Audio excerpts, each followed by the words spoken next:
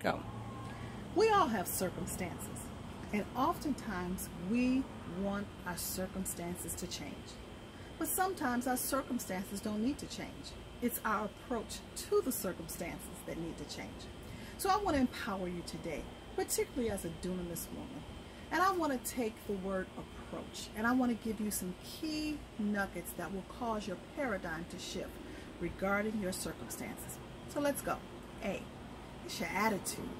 When your attitude is optimistic and looking at things from a view that God would not send anything in my life or my way that I don't already have the ability to handle and conquer.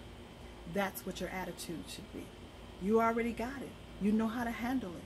So while the circumstances you want to change, guess what? You're going to change the circumstances. Then P, know everything that comes in your life. It's on purpose.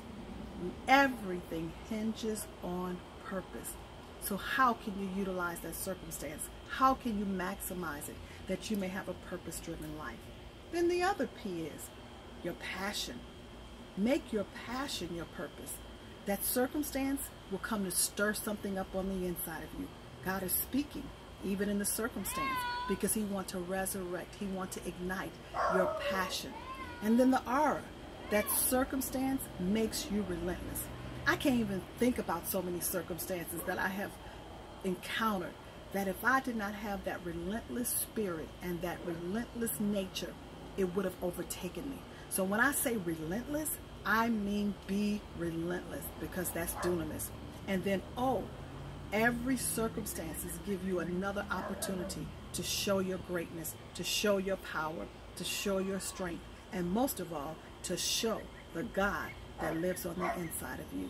And then we got another A. It's altitude. Circumstances will take you to a whole nother altitude in life. And guess what? Everybody can handle your altitude. And then we have the C. Know that in Christ Jesus, you are more than a conqueror.